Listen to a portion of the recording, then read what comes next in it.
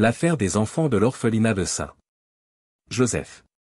Abonne-toi et like la vidéo pour plus d'histoires. Dans les années 1950, l'orphelinat de St. Joseph, situé dans une petite ville du Midwest américain, abritait des dizaines d'enfants sans famille. Ce lieu, censé être un refuge, est devenu le théâtre d'événements troublants qui ont laissé des cicatrices indélébiles dans la mémoire collective de la communauté. L'orphelinat de St. Joseph était dirigé par les Sœurs de la Charité, un ordre de religieuses dévouées à la protection et à l'éducation des enfants. Les bâtiments étaient anciens, sombres et souvent décrits comme froids et peu accueillants. Les enfants y étaient souvent mal nourris, et les conditions de vie étaient loin d'être idéales. Cependant, ce n'était pas la pire des préoccupations. Au début des années 1950, des rumeurs ont commencé à circuler concernant des disparitions d'enfants. Les enfants parlaient souvent de « l'homme aux yeux noirs », une figure sombre qui hantait leur cauchemar.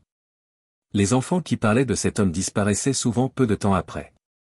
Ces disparitions étaient souvent attribuées à des fugues, mais le nombre croissant d'enfants portés disparus commençait à inquiéter les autorités locales.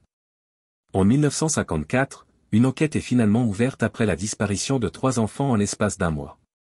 Les enquêteurs ont commencé à interroger les enfants restants et le personnel de l'orphelinat. Ils ont découvert des histoires terrifiantes d'abus et de négligence, mais les enfants étaient particulièrement effrayés par « l'homme aux yeux noirs ». Ils décrivaient cette entité comme une ombre avec des yeux noirs perçants, qui apparaissait dans leur chambre la nuit. Les religieuses, cependant, niaient l'existence de cette entité et attribuaient les histoires des enfants à leur imagination débordante. L'enquête, bien que révélant des conditions de vie horribles, n'a pas permis de trouver de preuves concrètes concernant les disparitions. La situation a pris une tournure encore plus sinistre en 1955, lorsqu'une des religieuses, Sœur Margaret, a été retrouvée morte dans des circonstances mystérieuses. Son corps a été découvert dans la chapelle de l'orphelinat, les yeux grands ouverts et une expression de terreur figée sur son visage. Les enfants ont affirmé qu'elle avait été tuée par « l'homme aux yeux noirs ».